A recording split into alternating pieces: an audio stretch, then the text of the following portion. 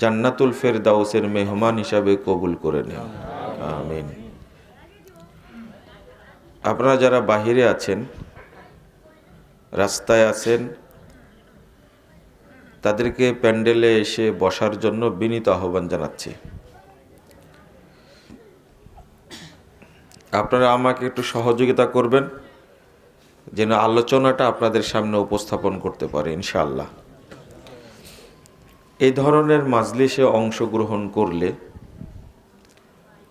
রব্বুল আলামিন আরশ থেকে বলতে থাকেন, যারা মাজলিসে এসেছে আমি তাদের সবাইকে ক্ষমা করে দিয়েছি। আল্লাহ বলেন, তাদের পূর্বে যত পাপ ছিল আমি তাদের সমস্ত পাপকে নেকি দ্বারা পরিবর্তন করে দিয়েছি। এরপর আল্লাহ বলেন, ফাআতাইতুহুম মা সালু, তারা এখানে এসে আমার কাছে যা চেয়েছে আমি তাদেরকে তাই দান করেছি। এরপরে আল্লাহ বলেন, ওয়াজারতুহুম মিম্মাস্তাজারু, তারা কষ্ট করে এখানে এসেছে, সময় দিয়েছে, এই জন্য আমি তাদের আমল নামায় পূর্ণ নেকি দান করেছি। এই চারটা কথা যখন ফেরেশতাদের সামনে আল্লাহ বলেন, তখন ফেরেশতারা একটা প্রশ্ন করে। প্রশ্নটা হলো, ইয়া রব ফিহিম ফুলানুন আব্দুন খাত্তা, আল্লাহ এদের মধ্যে একজন লোক এসে বসে গেছে, লোকটা অনেক বড় পাপী। ইন্নামা মাররা ফাজালাসা মাহুম, এমনি হেঁটে যাচ্ছিল, অনেক মানুষ দেখে সেও এসে বসে গেছে, মাহফিলে আসেনি, এমনি আসছে। আর আরেকটা হলো সে বড় পাপী, খুব খারাপ মানুষ, তো আপনি কি তাকেও মাফ করে দিলেন? আল্লাহ উত্তরে বলেন, ওয়ালাহু গফারতু, আমি ওকেও মাফ করে দিয়েছি। এরপর আল্লাহ বলছেন, হুমুল জুলাসা, তারা এমন কিছু মানুষ এখানে বসে আছে, তারা আমার কাছে এত প্রিয়, লা ইয়াশকা বিহিম জালিসুহুম, এদের মধ্যে এসে যেই বসে পড়বে আমি আল্লাহ তাকেই মাফ করে দেব, কেউ বঞ্চিত হবে না। তো যারা আপনারা এখানে এসেছেন, নিঃসন্দেহে আল্লাহ আপনাকে কবুল করেছেন, তাই এসেছেন। এই জন্য আল্লাহর শুকরিয়া আদায় করি, আলহামদুলিল্লাহ। দ্বিতীয় বিষয় হলো, অল্প সময় আপনারা এখানে এসেছেন, তাই যদি আল্লাহ এত ভালোবাসেন, তাই যদি আল্লাহ এইভাবে বলেন, ক্ষমা করে দিলাম তাদেরকে, তাদের পাপ সমূহকে নেকি দ্বারা পরিবর্তন করে দিলাম, তাদের দোয়া কবুল করেছি, তো এর মর্যাদার মূল কারণ হলো, এটা হলো মাজলিসুত তালিম, মাজলিসুল ইলম, এটা ইলমের মাজলিস, কিছু দিন শিখার মাজলিস, মাজলিসুদ দাওয়া, দাওয়াতের মাজলিস।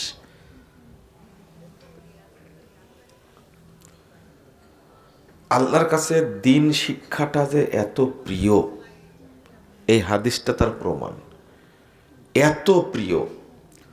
রাসূল সাল্লাল্লাহু আলাইহি ওয়াসাল্লাম আরেকটা হাদিসে বলছেন, মান গাদা ইলাল মসজিদ আও ইয়াতাআল্লামু আও ইউআল্লিমু, যদি কেউ মসজিদে যায় কিছু শিখবে অথবা কিছু শিখাবে, হয় নিজে কিছু শিখবে অথবা কি কাউকে শিক্ষা দিবে, ফালাহু আজরু হাজ্জাতিন তাম্মাতিন, আল্লাহ রাসূল বলেছেন তার জন্য আল্লাহ পূর্ণ কবুল হজ্জের নেকি দান করবেন। একটা লোক শুধু মসজিদে গেছে, উদ্দেশ্য হলো কিছু কি শিখবে অথবা কিছু শিক্ষা দেবে। এজন্য একটা কথাও যদি আপনি শিখতে পারেন বা বলতে পারেন, তা আল্লাহ তাকে হজ্জের নেকি দান করবেন। তাহলে দিন শিক্ষাটা কত গুরুত্বপূর্ণ, আর আল্লাহ তাদেরকে কত ভালোবাসেন যে এর মধ্যে যদি পাপী ব্যক্তিও এসে বসে, এই মাজলিসের বরকতে আল্লাহ তাকেও ক্ষমা করে দেবেন। তো হাদিসটা শুধু আজকের জন্য না, আপনারা জীবনে যতদিন বেঁচে থাকবেন এই ধরনের প্রোগ্রাম হলে, যেখানে শিক্ষা দেওয়া হয়, দিন সম্পর্কে আলোচনা হয়, সেখানে যাবেন। ওই খামাখা যেখানে ওই বোয়াল মাছের মিথ্যা কাহিনী বলা হয়, এখানে গেলে পাপ হবে। কি হবে? পাপ হবে। ওই যেখানে সাপের কেচ্ছা কাহিনী হয়, বাম মাছের কেচ্ছা কাহিনী হয়, এই সমস্ত জায়গায় গেলে কি হবে? পাপ হবে। যেখানে আপনি দিন শিখতে পারবেন সেখানে যাবেন, আল্লাহ আপনাকে ভালোবাসবেন, পাপগুলো ক্ষমা করে দেবেন এবং পূর্বের যত পাপ আছে সব নেকি দ্বারা পরিবর্তন করে দিবেন। আপনাদের আর একটা কথা এখানে বলে রাখি যে আপনারা এখানে এসে কি চেয়েছেন মাজলিসে এসে? আমি কিন্তু 3টা বিষয় চেয়েছি, তাই না?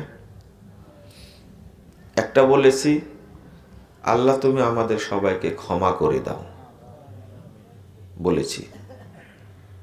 2 নম্বর বলেছি, আল্লাহ আমাদেরকে দিনের জ্ঞান দান করো। আর একটা কথা বলেছি, আল্লাহ তুমি আমাদের সকলকে জান্নাতুল ফেরদাউসের মেহমান হিসাবে কবুল করে নাও। আপনারা কি চেয়েছেন? হাদিস যেহেতু জানতে পেলেন, এটা সহিহ বুখারীর হাদিস, মুসলিমেও এসেছে 2689 নম্বর হাদিস। আপনারা যখন জানতে পারলেন যে মাজলিসে এসে আল্লাহর কাছে যা চাইবেন আল্লাহ সেটাই দান করবে, তো চাইতে হবে না?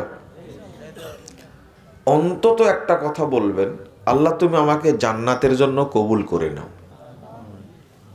বুঝেননি? এটা বলতে তো কোনো টাকাও লাগবে না।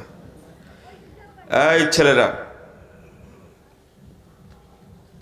কোনো কথা বলা যাবে না, এদিকে সামনে এসে বসো। কেউ পরস্পরের কথা বলবে না, বসে থাকো চুপচাপ। মনোযোগ না থাকলে কথা বলা যায় না। এতক্ষণ যে কথাগুলো বললাম, এর মধ্যে একটা কথাও কি আমার নিজের কথা বলেছি? অনেক মানুষই তো বসে আছেন, আলহামদুলিল্লাহ। আমার আলোচনা তো শুনতে আসার কথা না, কিছু আসছেন আপনারা, আলহামদুলিল্লাহ। কারণ আমাকে মানুষ গালি দেয় বেশি শোনার চেয়ে। তো 1 নম্বর বলবেন আল্লাহর কাছে, আল্লাহ তুমি আমাকে জান্নাতের জন্য কবুল করে নাও। বলা যায় এটা? বলা যায়, বলবেন। কারণ আল্লাহ যদি জান্নাতীদের মধ্যে আপনাকে এন্ট্রি করে নেন, তাহলে আপনাকে দিয়ে আল্লাহ জান্নাতের কাজই করাবেন, আর জাহান্নামের কাজ করার সুযোগ থাকবে না। আর যদি আজকে দোয়াটা কবুল করে নেন, তাহলে আপনি সফল। 2 নম্বর বলবেন, আল্লাহ আব্বা আম্মা মারা গেছে, তুমি তাদেরকে ক্ষমা করে দাও আর তাদেরকে জান্নাতে থাকার ব্যবস্থা করে দাও। এটা বলা যায় না? এটা বলবেন। আর মাথায় রাখবেন একটা কথা, মাজলিসে এসে যা চাইব আল্লাহ তুমি তাই দিবে, তুমি ওয়াদা করেছো। ইন্নাকা লা তুখলিফুল মিআদ, আল্লাহ কখনো ওয়াদা ভঙ্গ করেন না। তাহলে আজকে জানা হলো বিষয়টা, মাজলিসে এসে কি করতে হয়? চাইতে হয়। আরও কত চাওয়ার আছে, আপনি অসুস্থ, ইবাদত করতে পারেন না, বলবেন আল্লাহ তুমি আমাকে এমনভাবে সুস্থ করে দাও যেন তোমার ইবাদত ভালোভাবে করতে পারি। এটা বলা যায় না? বলা যায়।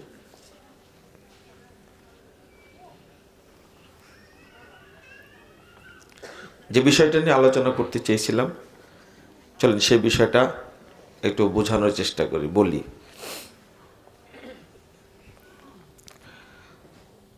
আল্লাহ রাব্বুল আলামিন বলছেন, ইয়া আইয়ুহাল্লাযীনা আমানু কু আনফুসাকুম ওয়া আহলিকুম নারা। হে ইমানদারগণ, তোমরা নিজেকে এবং পরিবারকে বাঁচাও জাহান্নাম থেকে। এই আয়াতের অর্থ করতেন সাহাবায়ে কেরাম। সাহাবায়ে কেরাম কি বলতেন? আউসু আনফুসাকুম ওয়া আহলিকুম বিতাকওয়াল্লাহ। তোমরা নিজেদেরকে, পরিবারকে আল্লাহ ভীতি শিক্ষা দাও, আল্লাহ ভীতির ওসিয়ত করো। আল্লাহ ভীতি বলতে তাকওয়া, তাকওয়া শিক্ষা দিতে হবে সন্তানকে, পরিবারের 1 নম্বর দায়িত্ব।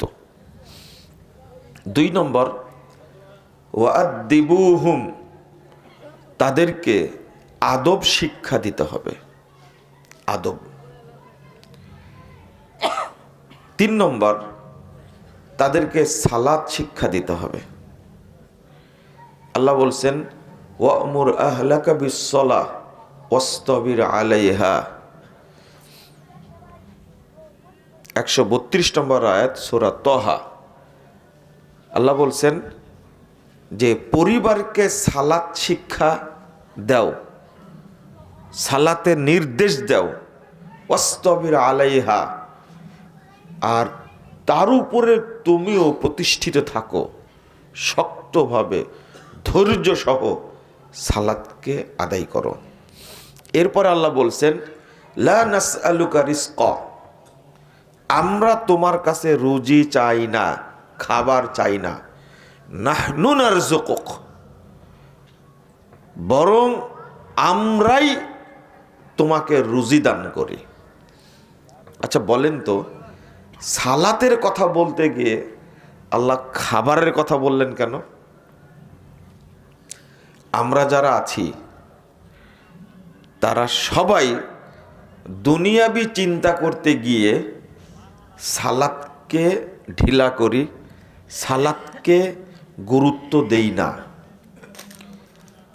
যদি প্রশ্ন করি যে জহরের সালাত আপনি কয়টায় পড়েছেন, উত্তর দেন তো। কয়টায় পড়েছেন? 1:45 পড়েছেন। আজান দিছেন কয়টায়? 12:30টায়, তাই না?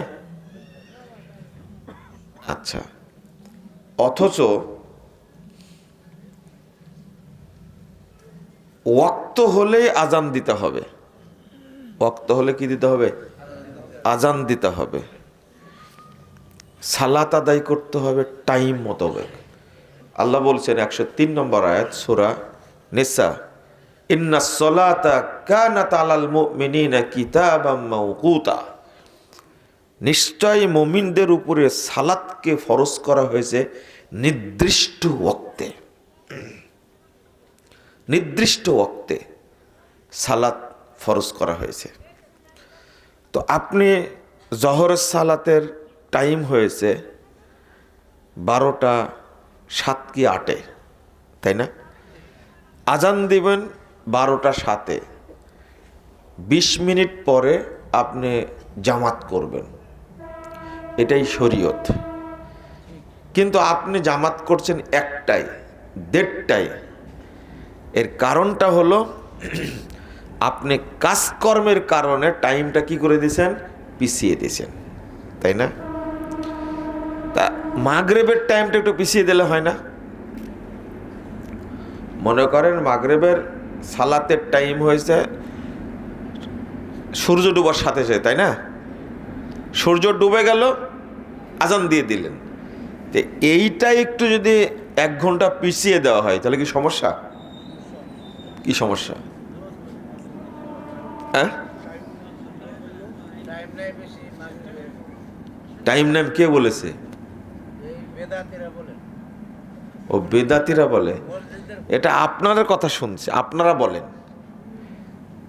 মাগরিবের টাইমে যদি আধা ঘন্টা পরে বা 1 ঘন্টা পৌনে 1 ঘন্টা, যেমন জহর পিছাই দিচ্ছেন ইচ্ছা করে, তাই না? মাগরিবটা পিছাই দিলে কি সমস্যা? আবার বলে সমস্যা। কি সমস্যা? ওয়াক্ত থাকবে না? অবশ্যই থাকবে ওয়াক্ত। না, ও আউয়াল ওয়াক্ত পার হয়ে যাবে, তাই না?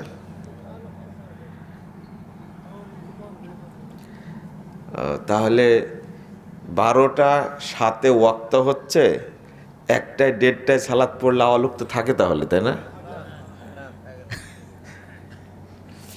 ওয়াক্ত হওয়া থেকে নিয়ে 15 থেকে 20 মিনিটের আউয়াল ওয়াক্ত। কথা বোঝা গেছে? এটাই আউয়াল ওয়াক্ত।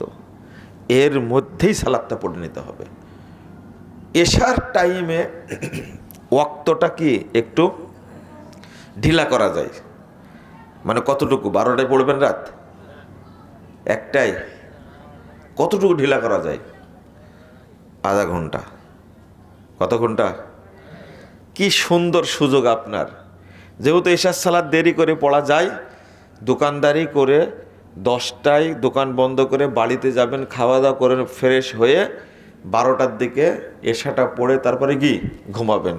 দলিল হলো এশার সালাত দেরি করা যায়। এটা শয়তান এরকম ফতোয়া জানে না। আপনি জানেন এটা? লা হাওলা ওয়ালা কুওয়াতা ইল্লা বিল্লাহ।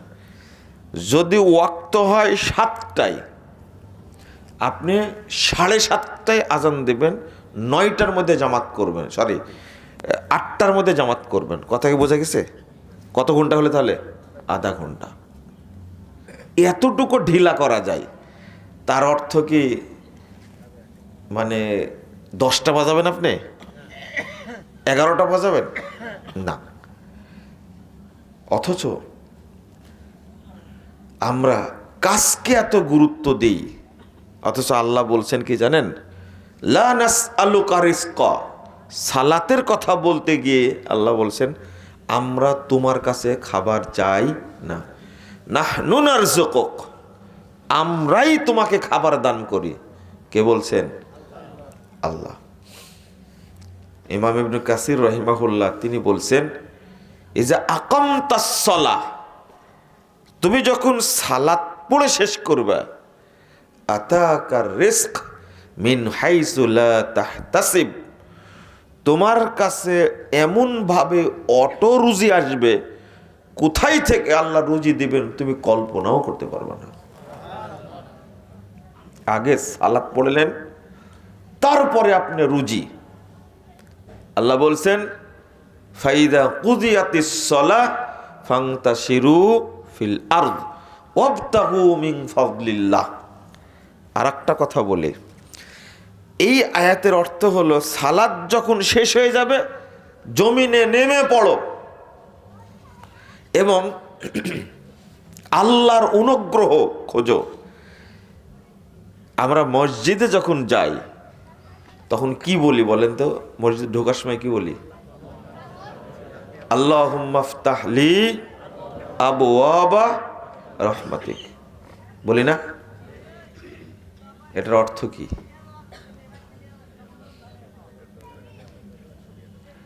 হে আল্লাহ, আপনি আমার জন্য আপনার রহমতের যত দরজা সব খুলে দিন। তা আপনি মসজিদে তো গেলেনই না, রহমতের দরজাই খোলা হলো না, আপনি কাজ করে কি বরকত হবে মনে করেন? কোনো বরকত হবে না। আল্লাহর সব দরজা, সব রহমতের দরজা মসজিদের সাথে কানেক্টেড। আপনি মসজিদে যাবেন, আল্লাহ দরজা খুলে দেবেন। মসজিদে যাওয়ার আগ পর্যন্ত দরজা খোলা হবে না। এরপরে কি বলছেন বের হওয়ার সময়? আল্লাহুম্মা ইন্নী আসআলুকা, কি তারপরে? মিন ফাজলিক। আল্লাহ বলছেন ফাইদা কুজিয়াতিস সালাহ ফান্তাশিরু ফিল আরদ ওয়াবতাগু মিন ফাজলিল্লাহ। হলো, দলিল পেলেন? আল্লাহুম্মা ইন্নী আসআলুকা মিন ফাজলিক। কেন বলছেন? সালাত পড়া হয়েছে, এখন আল্লাহ আপনাকে বরকত দিবেন, এখন আল্লাহ আপনাকে রহমত দিবেন। কিন্তু ওয়াক্ত হওয়ার পর থেকে আপনি যতই কাজ করেন, সালাত না পড়ে কোনো কাজের জন্য আপনি বরকত পাবেন না, আল্লাহর অনুগ্রহ দয়া আপনার জন্য আসবে না। সালাত টাইম হয়ে গেছে, আগে সালাত। আমি কি বুঝাতে পারলাম? রাসূল সাল্লাল্লাহু আলাইহি সাল্লাম বলছেন, 615 নম্বর হাদিস, সহিহ বুখারীর মধ্যে এসেছে, লাউ ইয়ালামুনা মা ফিত তাহজির লাস্তাবাকু ইলাই। যদি লোকেরা জানতো ওয়াক্ত হওয়ার সাথে সাথে সালাত পড়ার মধ্যে কি পরিমাণ বরকত, কি পরিমাণ রহমত, কি পরিমাণ দয়া অনুগ্রহ আছে, তাহলে সব কাজ বাদ দিয়ে আগে সালাতটা পড়ে নিত। বরকতটা কি? লাউ ইয়ালামুনা মা ফিত তাহজির। রাসূল সাল্লাল্লাহু আলাইহি ওয়াসাল্লাম বলছেন, যদি তারা জানতো ওয়াক্ত হওয়ার সাথে সাথে সালাত পড়লে কি পরিমাণ বরকত আছে। একটা হাদিস বলি, হাদিসটা শুনেন আপনারা। 381 নম্বর হাদিস, তাবরানী কাবিরের মধ্যে আসছে হাদিসটা। 7 জন লোক মসজিদে নববীতে বসে আছে। কোথায়? 7 জন লোক। কয়জন? 700 না, কিন্তু কয়জন? 70 জনও না, 17 জনও না, কয়জন? 7 জন লোক বসে আছে। রাসূল সাল্লাল্লাহু আলাইহি সাল্লাম মসজিদে ঢুকলেন, তো জিজ্ঞেস করছেন, ঢুকেই জিজ্ঞেস করছেন, মা আজলাসাকুম, তোমাদেরকে কিসে বসায় রাখছে এখানে, কেন বসে আছো? বুঝতে পারছেন? ক্বালু নানতাজিরুস সালাহ।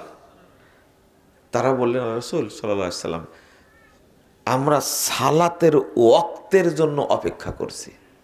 বুঝেন তাহলে, ওয়াক্ত হলে কি সালাত আদায় করব, তাই আমরা কি করছি? অপেক্ষা করছি।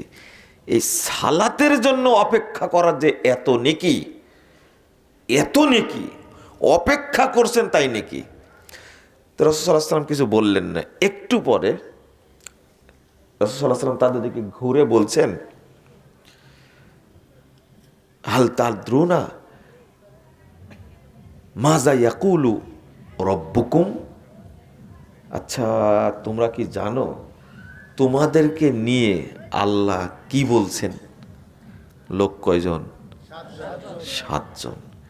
7,000ও না, 7 লাখও না, 700ও না, 70 জনও না, মাত্র কয়জন? 7 জন। রাসূল সাল্লাল্লাহু আলাইহি সাল্লাম ঘুরে বলছেন, তোমরা কি জানো তোমাদের নিয়ে আল্লাহ কি আলোচনা করছেন? তো সাহাবীরা বললেন যে, না, আমরা তো জানি না, 7 জন মানুষ কি জানবে। রাসূল সাল্লাল্লাহু আলাইহি সাল্লাম বলছেন, আল্লাহ রাব্বুল আলামিন বলছেন,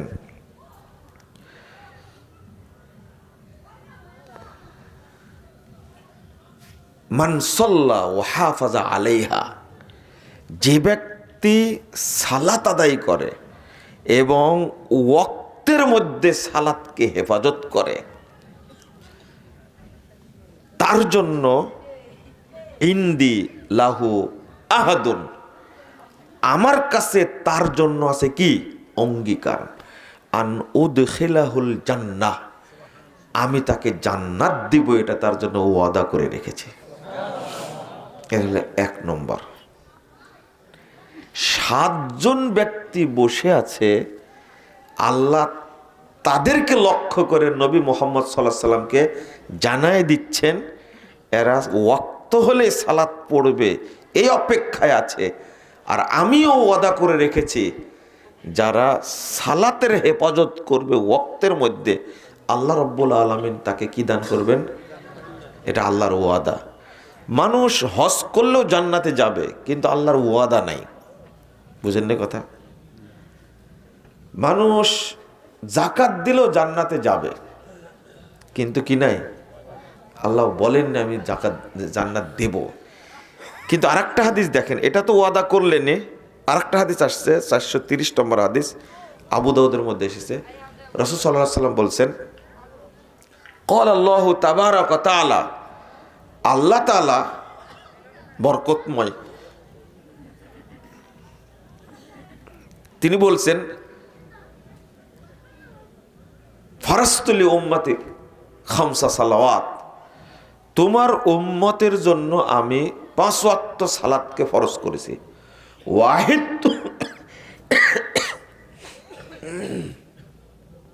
ওয়াহিদতু ইনদি আহাদা, আর আমি একটা অঙ্গীকার করে রেখেছি। দেখছেন কত সুন্দর কথা, ওয়াহিদতু ইনদি আহাদা, আর আমি একটা অঙ্গীকার করে রেখেছি, আন্নাহু মান জাগা ইউহাফিজ আলাইহিন্না লিওয়াক্তিহিন্না আদখালতুহুল জান্নাহ। আমার ওয়াদা হলো, যে ব্যক্তি সালাতকে হেফাজত করবে, ওয়াক্ত অনুযায়ী পড়বে, মানে আউয়াল ওয়াক্তে পড়বে, আদখালতুহুল জান্নাহ, আমি তাকে জান্নাত দান করব। না, পরিবেশটা নষ্ট করছে এরা।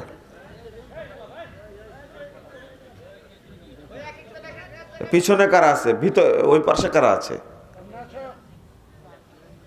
কারা আছে ওই পাশে? তারা আমাদের কথা শুনতে পাচ্ছে না। এই জন্যই তো বলছিলাম, ভদ্রতা কিন্তু আলাদা জিনিস, বুঝছেন? একটা জিনিস কাউকে দেওয়া হয়নি, একটা জিনিস, যার নাম ভদ্রতা।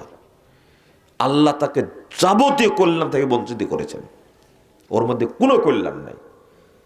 সহিহ মুসলিমের হাদিস, রাসূল সাল্লাল্লাহু আলাইহি ওয়াসাল্লাম বলছেন, মাই ইউহরামির রিফক ইউহরামিল খায়র, যাকে ভদ্রতা দেওয়া হয়নি তাকে যাবতীয় কল্যাণ থেকে বঞ্চিত করা হয়েছে, ওর দ্বারা কোনো কল্যাণ হবে না।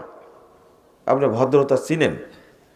এতগুলো মানুষ এখানে বসে আছে, কথা শুনছে, আর বাইরে 2-4 জন মানুষ ডিস্টার্ব করছে। কত অভদ্র হতে পারে এটা, কত নোংরা চরিত্র হতে পারে। বোধ, বুদ্ধি, বিবেক এদের মধ্যে কিচ্ছু নাই।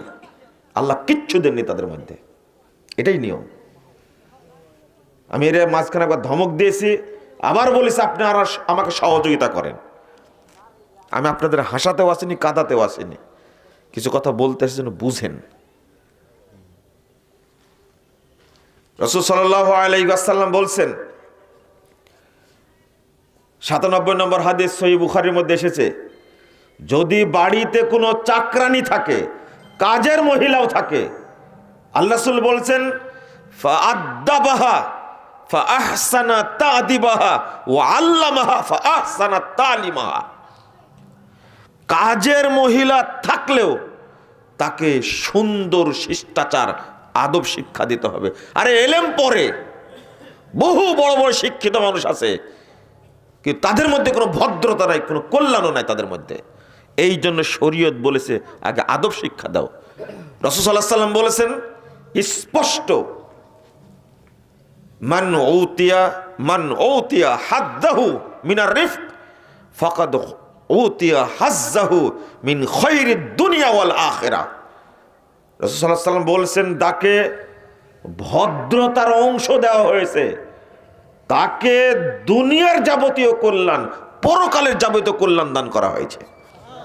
ভদ্রতা এমন জিনিস আমরা তো বোঝাতেই পারি না যে ভদ্রতা কি জিনিস। রাসূল সাল্লাল্লাহু আলাইহি ওয়াসাল্লাম বলছেন, একটা জিনিস যদি কারোর মধ্যে থাকে, একটা জিনিস, হুসনুল খুলক যদি থাকে, সিলাতুর রহিম, এটাও হুসনুল খুলক, ভালো ব্যবহার করবে আত্মীয়স্বজনের সাথে, তার মধ্যে আছে স্বভাব ভালো, চরিত্র ভালো। রাসূল সাল্লাল্লাহু আলাইহি ওয়াসাল্লাম বলছেন, ওই ব্যক্তির আল্লাহ বয়সও বৃদ্ধি করে দিবেন, ওই ব্যক্তির আল্লাহ রুজিও বৃদ্ধি করে দিবেন। আপনি কি মনে করলেন এটা ভদ্রতাটাকে? এলেম শিক্ষার আগে আগে ভদ্রতার কথা বলা হয়েছে, যেটা শুরুতেই বলছিলাম, আমাদের ভদ্রতা বলতে কিছুই নাই। রাসূল সাল্লাল্লাহু আলাইহি ওয়াসাল্লাম বলেছেন, আলা উখবিরুকুম বিআহাব্বি ইলাইক বিআহাব্বি ইলাইয়া ওয়া আকরাবিকুম ইলাইয়া মাজলিসান ইয়াউমাল কিয়ামা। রাসূল সাল্লাল্লাহু আলাইহি ওয়াসাল্লাম বলেছেন, আমি কি তোমাদেরকে জানাই দেব আমার নিকটে তোমাদের মধ্যে সবচেয়ে প্রিয় মানুষকে? এক। 2 নম্বর, কাল কিয়ামতের মাঠে আমার পাশে যে বসবে ওই লোকটির কথা কি বলবো? আমার পাশে বসবে কিয়ামতের দিনে যে ব্যক্তির চরিত্র ভালো, ওই ব্যক্তি আমার কাছে প্রিয় এবং আমি তাকে কিয়ামতের মাঠে পাশে বসায় নেব। শুধু ভদ্রতা। রাসূল সাল্লাল্লাহু আলাইহি ওয়াসাল্লাম বলছেন, মা মিন শাইইন আসকালু ফিল মিজান মিন হুসনিল খুলক। আল্লাহু আকবার। কিয়ামতের দিনে দাড়ি পাল্লায় যত আমল মাপা হবে তার মধ্যে সবচেয়ে ভারী আমলটা হবে সচ্চরিত্র, আদব হবে সবচেয়ে ভারী আমল। আপনার তাহাজ্জুদ ভারী হবে না অতটা, আপনার হজ অত ভারী হবে না। রাসূলুল্লাহ সাল্লাল্লাহু আলাইহি ওয়াসাল্লাম বলছেন, মা মিন শাইইন আসকালু ফিল মিজান মিন হুসনি খুলুক। উত্তম চরিত্র চেয়ে ভারী কোনো আমল কিয়ামতের মাঠে হবে না। আপনি কি মনে করছেন তা জানি না। শুধু তাই না, রাসূলুল্লাহ সাল্লাল্লাহু আলাইহি ওয়াসাল্লাম বলছেন, ইন্নাল মুমিনা লা ইউদরিকু বিহুসনি খুলুকিহি দারাজাতা কায়মিল লাইলি সায়মিন নাহার। একজন ব্যক্তি মরা পর্যন্ত তাহাজ্জুদ পড়েছে, মরা পর্যন্ত নফল সিয়াম পালন করেছে, সে যত নেকি পাবে, যে ব্যক্তি চরিত্রবান তাকে সমপরিমাণ নেকি দেওয়া হবে। এবার নেন, কেন ভদ্রতার নিয়ামত, আদবটা কেন নিয়ামত, শিষ্টাচারটা এত বড় নিয়ামত। রাসূলুল্লাহ সাল্লাল্লাহু আলাইহি ওয়াসাল্লাম বলছেন, ইন্নাল ইনসানা লাম ইউতা শাইয়ান মিন হুসনিল খুলুক। রাসূলুল্লাহ সাল্লাল্লাহু আলাইহি ওয়াসাল্লাম বলেছেন, মানুষকে আদবের চেয়ে শ্রেষ্ঠ কোনো নিয়ামত দেওয়া হয়নি। সবচেয়ে বড় নিয়ামত, শ্রেষ্ঠ নিয়ামত হলো আদব, শিষ্টাচার। আসলে এই জিনিসটা নাই বলেই আমাদের মধ্যে কোনো ভদ্রতা, আক্কেল, আমাদের মধ্যে কোনো বিবেক, বুদ্ধি কিচ্ছু নাই। যত বড়ই পড়াশোনা শিখুক না কেন, ওই নিয়ামতটা নাই, তার মধ্যে কি কিছুই নাই, একেবারে জিরো একেবারে। আল্লাহ যেন বুঝার তৌফিক দান করেন, আমিন। চলেন, কি বলছিলাম ওইদিকে চলেন। হাদিসটা অনুবাদ করছিলাম যে আল্লাহ ওয়াদা করছেন, যে ব্যক্তি আউয়াল ওয়াক্তে সালাত পড়বে, হেফাজত করবে সালাতকে, আল্লাহ তাকে জান্নাত দিবেন। আল্লাহ ওয়াদা করেছেন, আল্লাহ জান্নাত দিবেন। ওই হাদিসটা আবার বলি, লাউ ইয়ালামুনা মা ফিত তাহজির, যদি তারা জানতো কি পরিমাণ নেকি আছে এর মধ্যে, সব কাজ বাদ দিয়ে কি করতো? সালাত পড়তো। আল্লাহ বলছেন সূরা বাকারা 148 নম্বর আয়াত, লিকুল্লিন বিজহাতুন হুয়া মুআল্লিহা ফাস্তাবিকুল খায়রাত। এই ফাস্তাবিকুল খায়রাত অর্থ হলো ওয়াক্ত হলেই সালাত আদায় করে নাও, ওয়াক্ত হলেই কি করে নাও? সালাত আদায় করে নাও। তো ওয়াক্ত হলেই সালাত পড়ে নিতে হবে। আমি ফজিলতগুলো বলছিলাম, আগে কয়জন ব্যক্তির ফজিলত বললাম? 7 জন। এবার একজনের কথা শুনেন। কয়জন? একজন। ওই 7 জন তো মসজিদে ছিল, আর যে একজনের কথা বলবে তো মসজিদেও না। 1203 নম্বর হাদিস সহিহ সনদ আবু দাউদের মধ্যে এসেছে, রাসূল সাল্লাল্লাহু আলাইহি ওয়াসাল্লাম বলছেন, ইয়াজাবু রাব্বুকুম বিরায়ি গনাবিন ফি সাজিয়াতিন মিনাল জাবাল। একজন রাখাল ওই পাহাড়ের চূড়ায় বকরি চড়াচ্ছে, পাহাড়ের চূড়ায় বকরি চড়াতে চড়াতে উপরে উঠে গেছে। ফাইওয়াজিন ওয়া ইউকিমুস সালাহ, ওখানে এসে ওয়াক্ত হয়েছে, আজান দিয়ে সালাত আদায় করছে। আল্লাহু আকবার। রাসূল সাল্লাল্লাহু আলাইহি ওয়াসাল্লাম বলেছেন, আল্লাহ এত খুশি হয়েছে, আল্লাহ খুশি হয়ে বলছেন, উনজুরু ইলা আবদি হাযা, ও ফেরেশতারা, আসমান জমিনের ফেরেশতারা, এই রাখালের দিকে তাকায় দেখো, সে আজান দিয়ে সালাত আদায় করছে, ইয়াখাফু মিন্নি, আমার ভয়ে। তোমরা সাক্ষী থাকো, গফারতু লি আবদি, আমি আমার বান্দাকে ক্ষমা করে দিয়েছি। ওয়াদখালতুহুল জান্নাহ, আমি তাকে জান্নাত দিয়ে দিয়েছি। কয়জন? একজন সালাত আদায় করছে আউয়াল ওয়াক্তে, আল্লাহ তার দিকে দৃষ্টি দিয়েছেন। এটা আউয়াল ওয়াক্তে সালাত পড়ার দাম। আপনি কি বুঝলেন বিষয়টা? আউয়াল ওয়াক্তে সালাত পড়ার মূল্য কতটুকু। একজন লোক, এ কি নবী, সাহাবী, এমপি, মন্ত্রী, দাওরা পাস, কামেল পাস, কোটিপতি, শিল্পপতি, কি সচিব, জাজ, কি একটা রাখাল সালাত পড়ছে, আউয়াল ওয়াক্তে পড়ছে, আল্লাহর দৃষ্টি তার দিকেই গেছে। আল্লাহ ঘোষণা করলেন, আমি তাকে মাফ করে দিয়েছি এবং তাকে আমি জান্নাত দিয়ে দিয়েছি। মরার আগেই জান্নাতে চলে গেছে। এই জন্য আল্লাহ রাব্বুল আলামিন বলছেন, রুজির চিন্তা করো না। রুজি কে দিবে? আমি দিব রুজি। রুজি দেওয়ার দায়িত্ব আমার। এই জন্য ইমাম সুফিয়ান আস-সাউরি রাহিমাহুল্লাহ তিনি বলছেন, লা নাসআলুকা রিজকা, এর অর্থ হলো লা নুকাল্লিফুকা তলাব। রুজি সংগ্রহ করার জন্য তুমি কষ্ট করবে, এই কষ্ট আমি দিব না। তুমি সালাত পড়ো, রুজি আমি দান করব। আমরা কি এটা বুঝি? একটা ছোট্ট কথা, বনে জঙ্গলে সাগরে যত মাছ আছে, প্রাণী আছে, এদের চেয়ে আমরা বেশি না প্রাণীরা বেশি? ওদেরকে খাবার দেয় কে? সত্যি বুঝেন না মনে হয় কথাটা? ওদের খাবার কি গচ্ছিত আছে? যত পাখি আছে তাদের কি বিশ্ব ব্যাংক আছে? এমনি ন্যাশনাল ব্যাংক আছে? কোনো ব্যাংক আছে? খাবার দেয় কে? কেন দেয়? আল্লাহর উপর ভরসা করে, তাই না?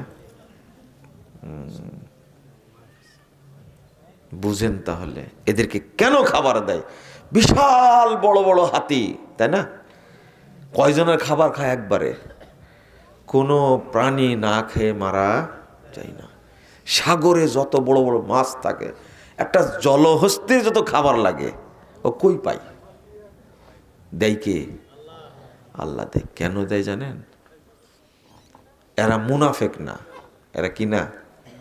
মুনাফেক না। একটা সিংহ, একটা বাঘ, কত খাবার লাগে, খাবার কে দেয়? আল্লাহ দেয়। আল্লাহু আকবার। কেন দেয়? যদি মানুষ জানতো তাদের কোনো নির্দিষ্ট ক্ষেত্র নাই, খাবার রেডি করা নাই, ঠিকই তারা খাবার পাচ্ছে, পাচ্ছে না? এর কারণ হলো এরা তাসবিহ বর্ণনা করে, ইউসাব্বিহু লাহু মা ফিস সামাওয়াতি ওয়াল আরদ। এরা তাসবিহ গণনা করে, তাসবিহ বলে, এরাও আল্লাহকে স্মরণ করে, তাই আল্লাহ এদেরকে অটো খাবার দেয়। আর মানুষ বুঝদার, আশরাফুল মাখলুকাত, এদেরকে আল্লাহ কেন খাবার দিবে না? পাখিরা কি নামাজ পড়ে, রোজা করে, হজ করে? না না, হজ করে, দেখেন, যাকাত দেয়। তাহলে এদের খাবার দেয় কেন? শুধু একটা কারণে। আর রাসূল সাল্লাল্লাহু আলাইহি ওয়াসাল্লাম বলেছেন, সুবহানাল্লাহি ওয়া বিহামদিহি, এই বাক্যটা, এই জিকিরটা যদি আল্লাহ জিকির হিসাবে না দিতেন পৃথিবীবাসীকে, তাহলে আল্লাহ কোনো মাখলুককে খেতে দিতেন না, সবাই না খেয়ে থাকতো। শুধু একটা সব বাক্য, সুবহানাল্লাহি ওয়া বিহামদিহি, এইটার কারণে আল্লাহ সমস্ত মাখলুককে খাবার দান করেন। কি পরিমাণ ফজিলত এটা! আর এই কাজটাই করে কারা? পশু পাখি এরা করে। কিন্তু মানুষ এত নেমুখারাম, মানুষ তাদের নগদ খাওয়ার পর কথা পাই না। কারণ হলো ওরা দুনিয়া নিয়ে ব্যস্ত, আল্লাহর ইবাদত নিয়ে ব্যস্ত না। তার প্রমাণ, বগুড়া একদিন বক্তব্য দিচ্ছিলাম, তখন সালাতের টাইম হয় 11:50। তো সে মুরব্বী পট করে বলছে জানেন যে ওই টাইমে আজান দিলে মাঠে কি লোক থাকবে? দেখেন, ও কাজের চিন্তা নিয়ে ব্যস্ত। আপনি বুঝলেন কি কথাটা? রাগ কত মুরব্বীর। বলছে যে বক্তব্য শুনে মনে হচ্ছে শুধু নামাজই পড়া লাগবে, আর কিছু করা লাগবে না। কত বড় বেয়াদব, চিন্তা করছেন? আমি কি বলেছি শুধু নামাজই পড়ে বেড়াও? আমি কি বলেছি? ওয়াক্ত হয়েছে, আজান দেন, 20 মিনিটের মধ্যে সালাত পড়ে নেন। কথা বুঝছেন? আর বলেছি আউয়াল ওয়াক্তে সালাত পড়ার এত ফজিলত, আপনি একটাই পড়েছেন, আপনার ওয়াইফ কয়টায় পড়েছে? কয়টায়? 3টায়। আসরের আগে পড়েছেন? না না, 3টায় কি আসর হয়? 3:30টায় পড়েছে, জিজ্ঞেস করবেন। আসরের টাইম পার হয়ে যাচ্ছে তখন। কেন? এই মহিলা পরিবারের জন্য একটা রহমত, আল্লাহর রহমত হিসাবে পাঠাইছে ওকে। কিন্তু এখন পরিবারের জন্য, সন্তানদের জন্য এই মহিলা একটা গজব, আর স্বামীর জন্য জাহান্নাম। বুঝতে পারলেন? দুর্ভাগ্য।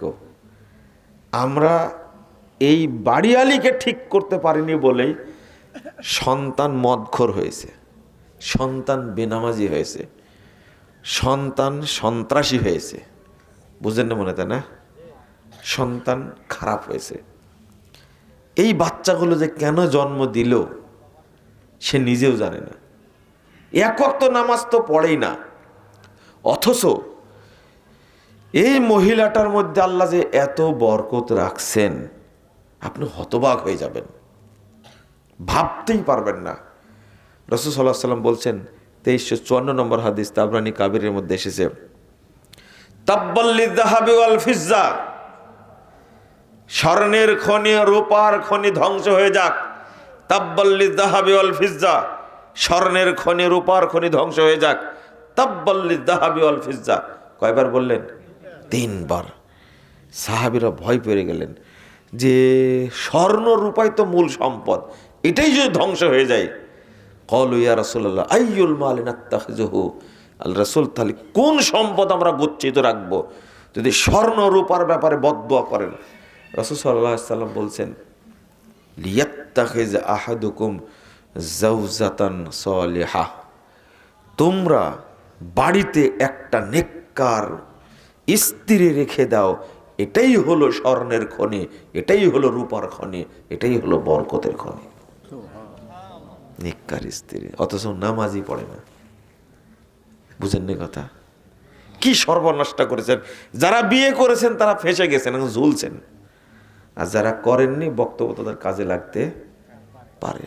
ও আপনার কোনো কথাই শোনে না, এতই বুদ্ধিমতী মহিলা, অথচ শরীয়ত বলছেন আল্লাহ যিনি তাকে সৃষ্টি করেছেন তার জ্ঞান 50%, আর আপনার জ্ঞান কতটুকু? 100, তাই না? অর্ধেক না।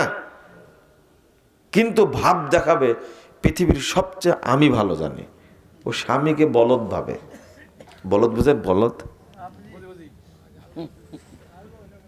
বুঝেন না? বলদ 5টা সন্তানের জন্ম দিয়েছে, পড়াশোনা শিখাইছে, ব্যবসা করে, বিয়ে দিয়েছে, সবাই ভালো আছে, এরপরও স্ত্রী তাকে বলদ বলে, যে কিছুই বুঝে না। এমন নিমুখ হারাম।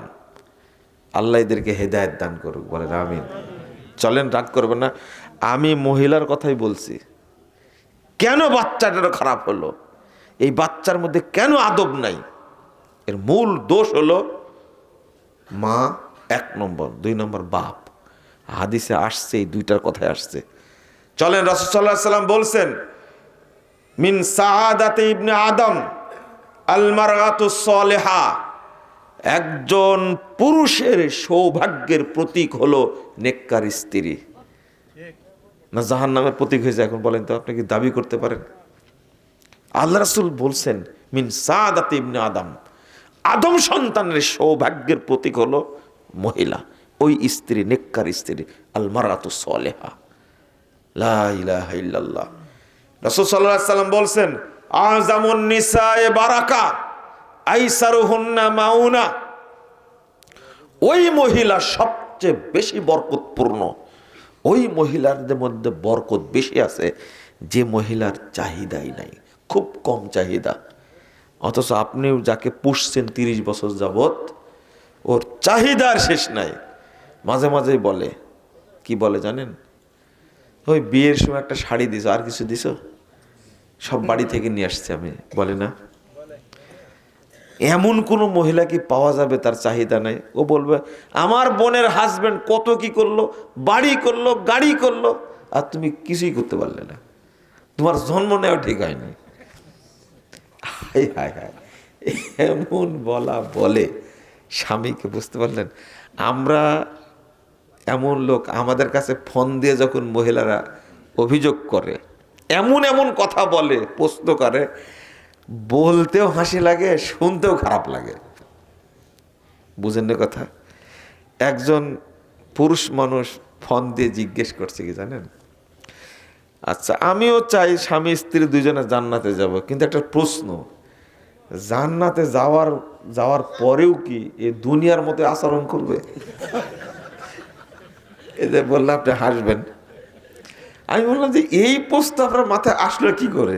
বলছে না, যদি আচরণ এরকমই থাকে তাহলে আমি ওকে চাই না যে আমার সাথে জান্নাতে থাক, কারণ দুনিয়াতে জাহান্নামে আছি, ওই জান্নাতে গিয়েও কি জাহান্নামে থাকা।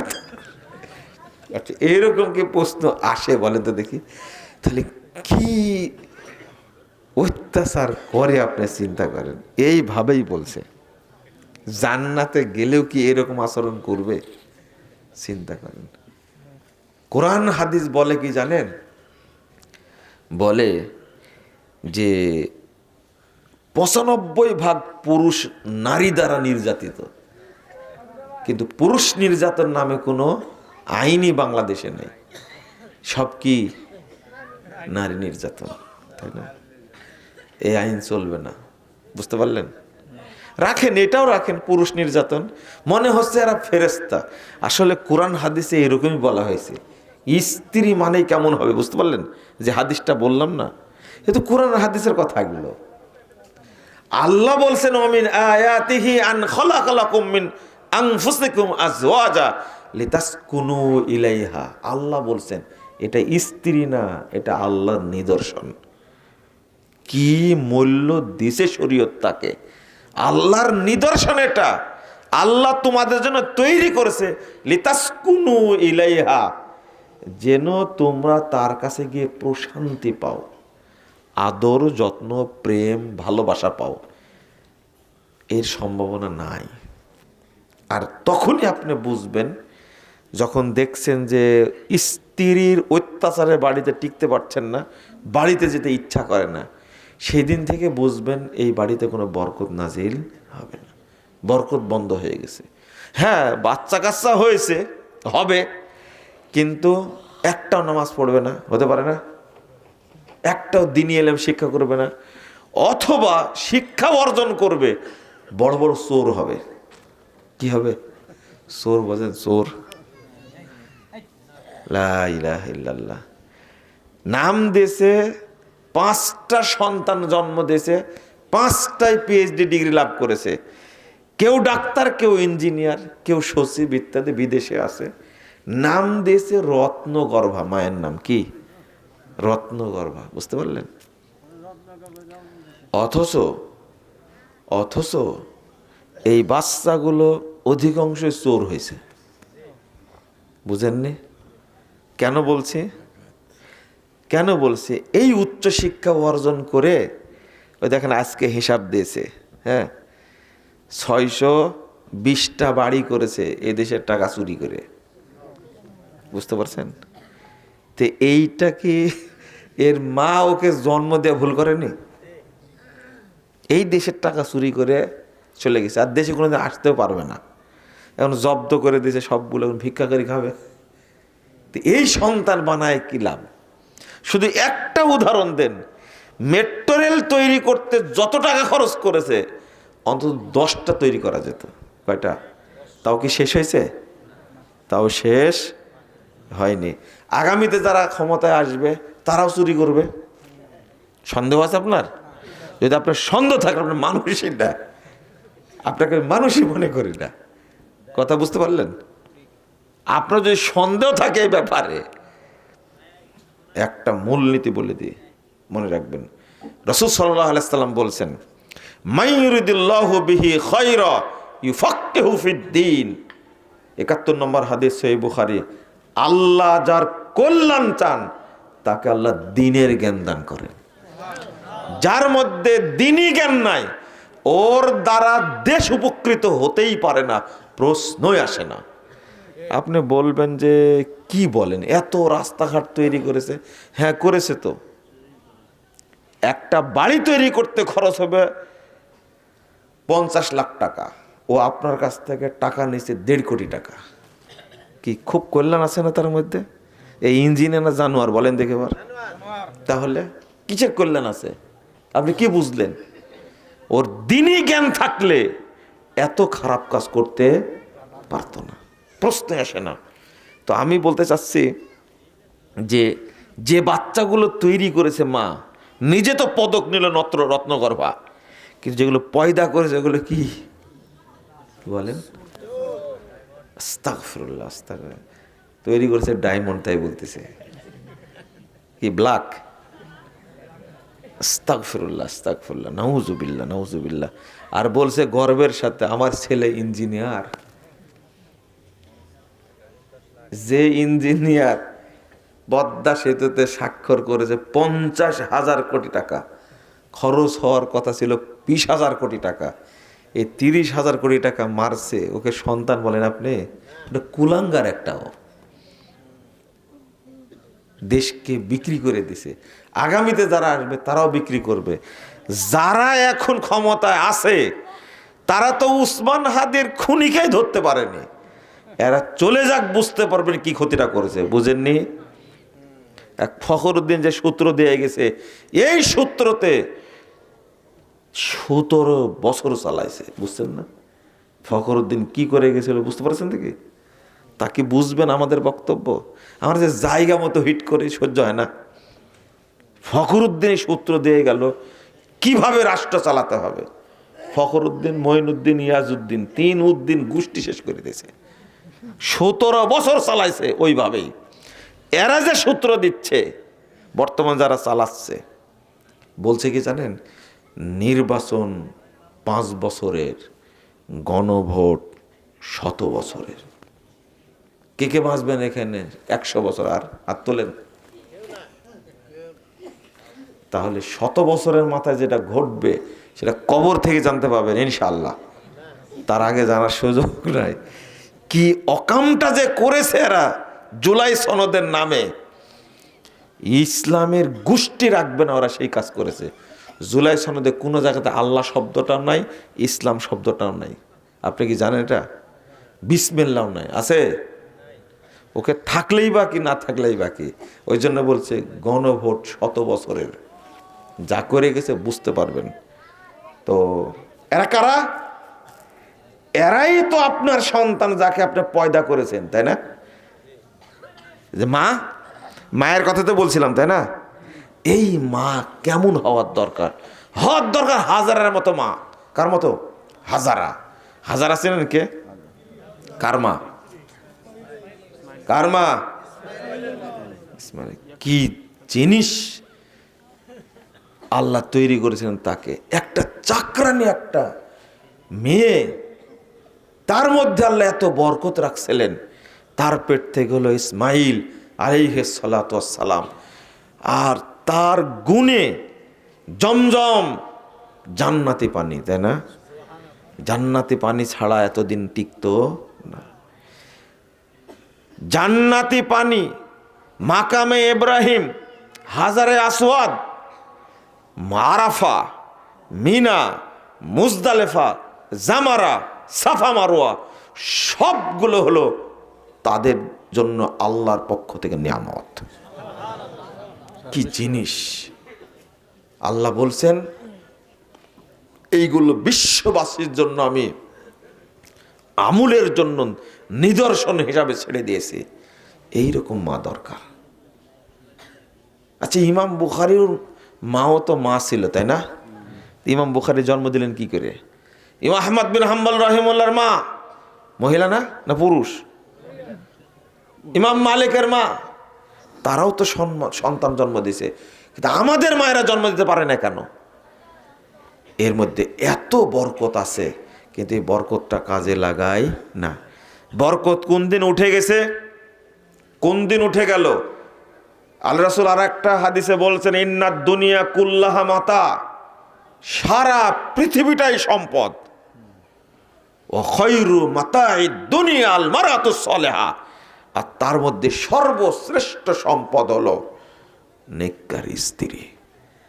বরকতপূর্ণ স্ত্রী হলো শ্রেষ্ঠ সম্পদ, অথচ পর্দাই করে না। কোন দিন থেকে পর্দা করে না জানেন? ক্লাস 6 থেকে স্কুলে যায়, পড়ে হলো বেনামাজি টিচারের কাছে, তাই না? লজ্জা করবেন না, কিন্তু আপনাদের বাচ্চা কাছে আছে না? এমন শিক্ষকের কাছে পড়ান আপনি, যে শিক্ষক কোনোদিন বসে পেশাব করতে জানে না, তাই না? ওর সিস্টেমই নেই। অধিকাংশ টিচার নাস্তিক, পরকীয়ার সাথে জড়িত, তাই না?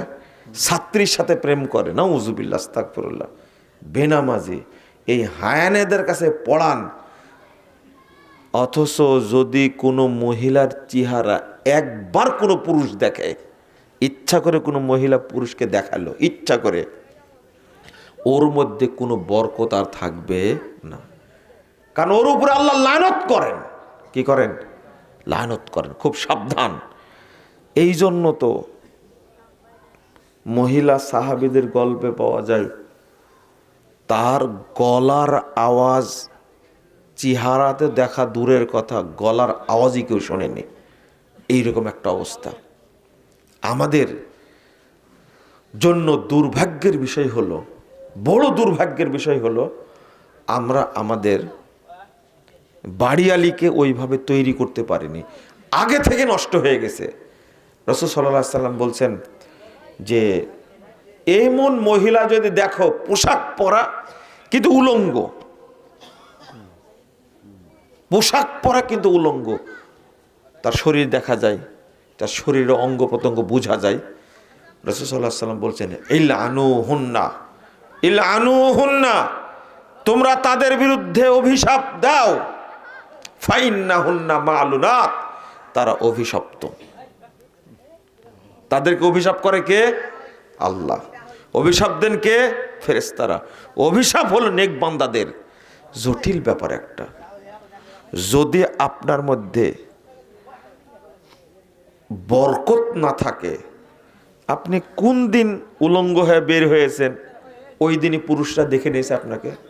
বরকত কি করেছেন? আল্লাহ উঠে নিয়েছেন। ওর মধ্যে বরকত নাই।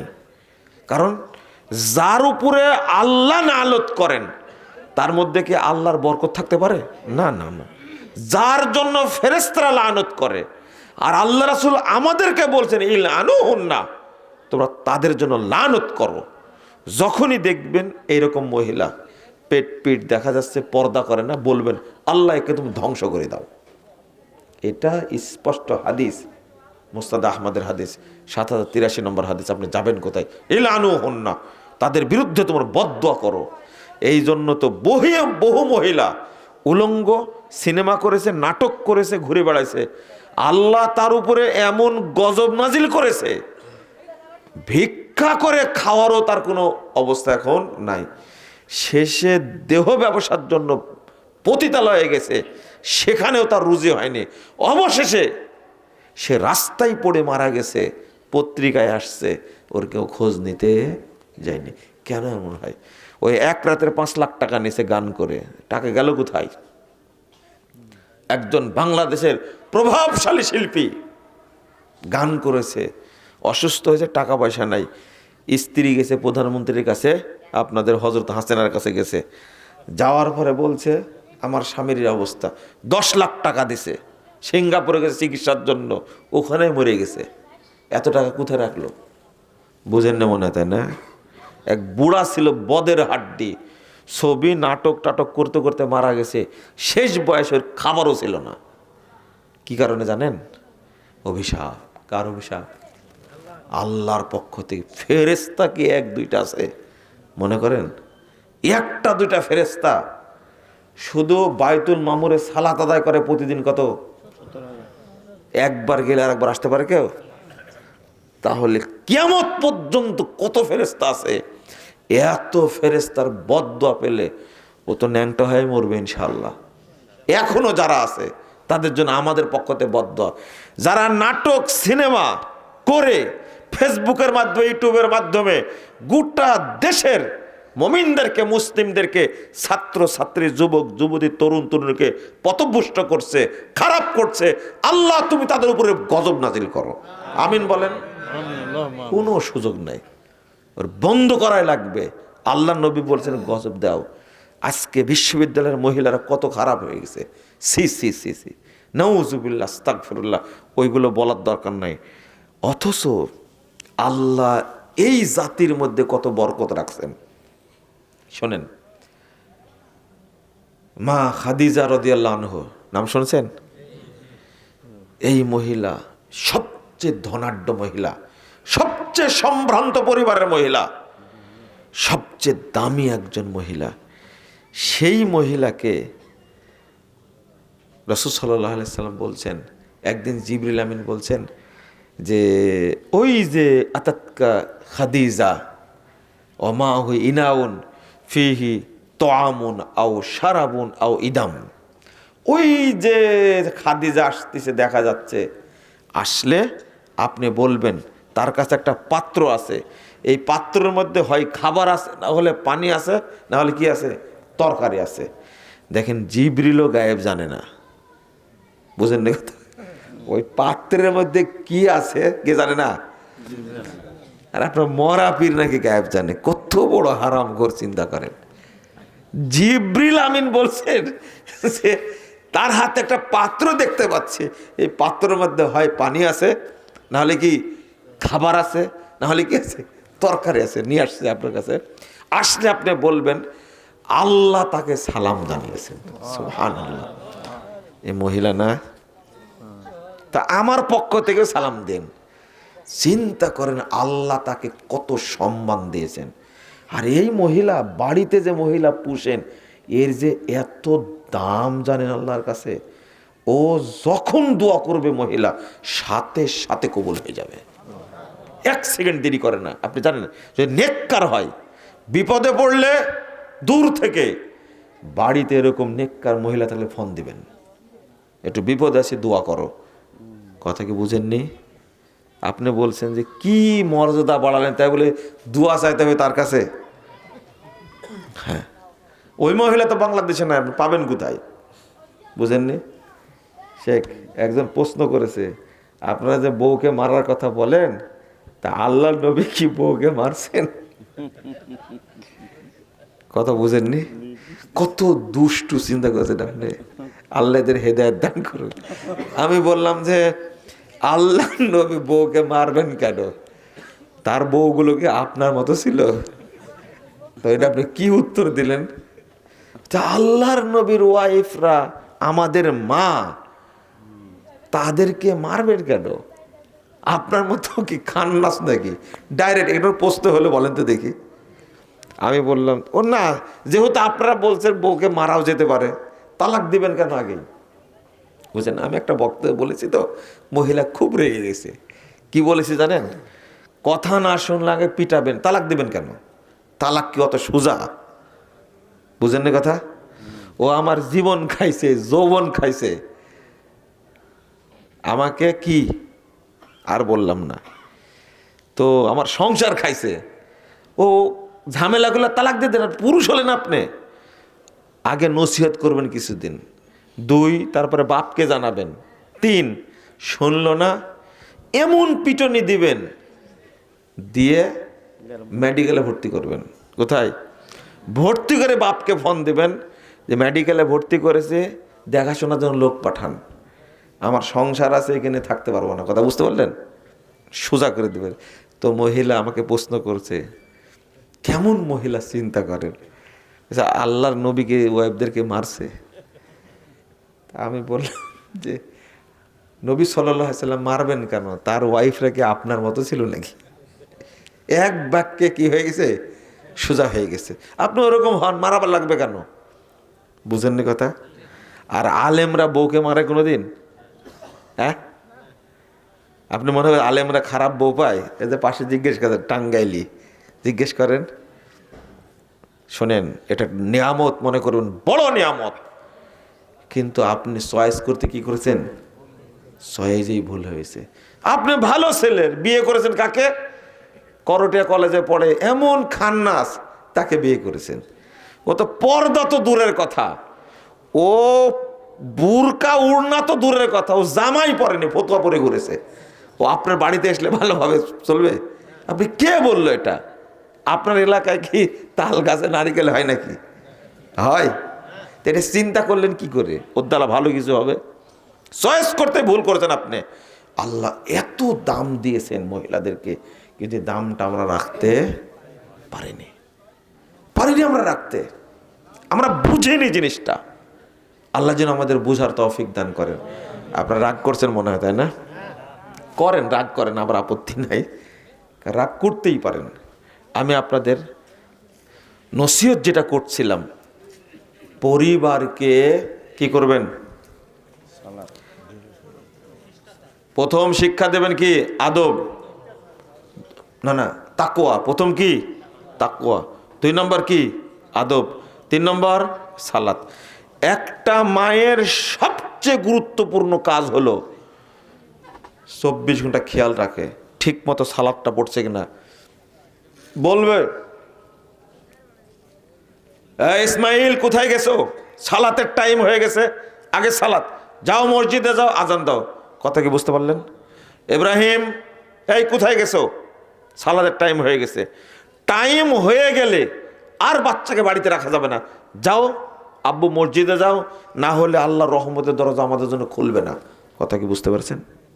এভাবে বোঝাতে হবে। রহমতের দরজা তখনই খুলে যখন মসজিদে যাই। টাইম হয়ে গেছে, আগে সালাত, তারপরে কি? পড়াশোনা, তারপরে কাজকর্ম। 7 থেকে 10 বছর পর্যন্ত আপনি কন্টিনিউ তাদেরকে এইভাবে রাখেন, দেখবেন ইনশাল্লাহ এই 3 বছর পরিশ্রম করার কারণে আগামী এই ছেলেটা আগামী 75 বছর কোনোদিন সালাত ছাড়বে না ইনশাল্লাহ। এই জন্যই শরীয়ত বলে দিয়েছে 3 বছর। আর আদব শেখানোর জন্য লাঠি রাখবেন, মনে থাকবে? কার কার কাছে লাঠি আছে? কারো বাড়িতে নেই লাঠি। আমেরিকা শিক্ষা দিছে, ব্রিটেন শিক্ষা দিছে, অস্ট্রেলিয়া, কানাডা, লন্ডন শিক্ষা দিছে বাচ্চাকে মারা যাবে না, ধমক দেওয়া যাবে না। বেয়াদবেরা, এদের তো আদবের দরকার হয় না। ক্লাস 5 থেকে ছেলে মেয়েরা জেনা করে, ওদের আদবের দরকার হয়? আপনি কে শিখাইছে এদের? কথা বলেন। আল্লাহর নবী বলছেন, লা তারফা আনহুম আসাকা আদাবা ওয়া আখিবহুম ফিল্লাহ। আদবের লাঠি কখনো রেখে দিও না, সবসময় হাতে রেখেও, উঠায় রাখা যাবে না। পিটায় আদব শিক্ষা দিতে হবে। কথা বুঝতে পারছেন? আপনার বাপকে দিকে লক্ষ্য করেন, অনেক ভদ্র মানুষ, কিন্তু আপনি বাপের সন্তান হয়ে এত অভদ্র হয়েছেন, তার হিসাব নেই। মারেন না যে? আর বাচ্চা কয়টা? একটা। বাদরের চেয়েও খারাপ হয়েছে। ছেড়ে দিয়ে ধমকও দেয় না, মারেও না, আর এতই আদর করেছে। লা হাওলা ওয়ালা কুওয়াতা ইল্লা বিল্লাহ। গ্রামের লোক সবাই জানে এটা বেয়াদব ছেলে মানুষ করেছে, তাই না? আপনার মেয়েটাকে বিয়ে দিবেন, শাশুড়ি কিছু দেখলেই বলবে, মা তোমার মা মনে হয় কোনো কিছু শিখায়নি তোমাকে। কার দোষ হলো? মায়ের। শ্বশুর দেখলো যে তুমি কাজটা করতে জানো না, আসলে তোমার বাপ শুধু খাওয়াইছে, তোমাকে কিছু শিখায়নি। কার দোষ হলো? এই জন্য বাপ মাকে খেয়াল রাখতে হবে, সেজন্য কি হয়? মুআদ্দাব হয়, তার মধ্যে যেন ভদ্রতা থাকে। আল্লাহ রাসূল সাল্লাল্লাহু আলাইহি ওয়াসাল্লাম বলেন, কুল্লু মাউলুদিন ইউলাদু আলাল ফিতরা ফাআবাওয়াহু ইউহাব্বিদানিহি আও ইউনাসসিরানিহি আও ইউমাজ্জিসানিহি। কোথায় যাবেন আপনি? প্রত্যেক সন্তান ভালো হয়েই জন্ম নেয়, কিন্তু বাপ মাতা কি করে? খারাপ করে, নষ্ট করে। হয় ইহুদি বানানো, খ্রিস্টান না হলে অগ্নিপূজক বানায়। আল্লাহ নবী সাল্লাল্লাহু আলাইহি সাল্লাম বলছেন, অতএব আপনাদেরকে বলবো, আপনারা অবশ্যই পরিবারের উপরে খেয়াল রাখবেন। বলেন ইনশাআল্লাহ। ইনশাআল্লাহ কে বলেননি? আরে ইনশাআল্লাহর বরকতে তো এত কিছু পেয়েছেন। শুধু ইসমাইল আলাইহিস সালাম বলেছেন কি, সাতাজুদ্দিনী ইনশাআল্লাহু মিনাস সাবিরিন। সেই রহমত থেকেই, তারই ঔরুস থেকে আসছেন পৃথিবীর শ্রেষ্ঠ রহমত মুহাম্মদুর রাসূলুল্লাহ সাল্লাল্লাহু আলাইহি ওয়াসাল্লাম। আপনি বুঝলেন ইনশাআল্লাহর পাওয়ার কত? আপনি ইনশাআল্লাহ বলেন, যাওয়াল ওয়াক্তে সালাত আদায় করবো, বলেন ইনশাআল্লাহ। কাউকে না কাউকে ভূমিকা নিতে হয়, কথা বুঝতে পারলেন? আর সালাতটা পড়বেন কি রাসূল সাল্লাল্লাহু আলাইহি ওয়াসাল্লামের তরিকায়, মনে থাকবে? আমি ওইটাই বলতে চাচ্ছিলাম কিন্তু অন্যদিকে ঢুকে গেলাম। যারা সালাত পড়ে না তাদের কিন্তু জানাজাও না, এটা জানেন তো? জানাজা আগে না গোসল আগে? জানাজা আগে না কাফন আগে? জানাজা আগে না কবর আগে? আগে জানাজা। কোথায় বলেছেন আপনি আগে জানাজা? কবর না করলে কি জানাজা হয়? বলেন তো কারি সাহেব। আগে কবর খুঁড়ে তারপরে জানাজা, তাই না? জিজ্ঞেস করেন, দেখো তো কবর খোঁড়া হয়েছে কিনা, তাই না? কবর খোঁড়ার জন্য অপেক্ষায় থাকে জানাজা করবেন, তাই তাই না? তাহলে জানাজা তো সিরিয়ালে কত নম্বর? আগে গোসল, তারপরে কি কাফন, তারপরে কবর, তারপরে কি জানাজা। এই তিনটাই করা যাবে না তো জানাজা করা যাবে? ওকে গোসলই দেওয়া যাবে না বেনামাজি। এক ওয়াক্ত সালাত না পড়লে কাফের হয়ে যায়। ওয়াক্ত, অনেক সাহাবী তাবে বলছেন ওয়াক্ত পার হয়ে গেছে, জহরেরটা এখন আসরের টাইমে হয়েছে, জহর পড়া হয়নি, এখন কাফের। কি আর সারা জীবন নামাজ পড়ি ওর উপর জানাজা পড়া যায়? চলবে না। এটা শুধু মনে রাখবেন। আল্লাহ তুমি আমাদের বুঝার তৌফিক দান করো, আমিন। আল্লাহ তুমি আমাদের পরিবারকে দিনদার পরিবার করে দাও, আমিন। আল্লাহ তুমি আমাদের সন্তানদেরকে দিনদার করে দাও, আমিন।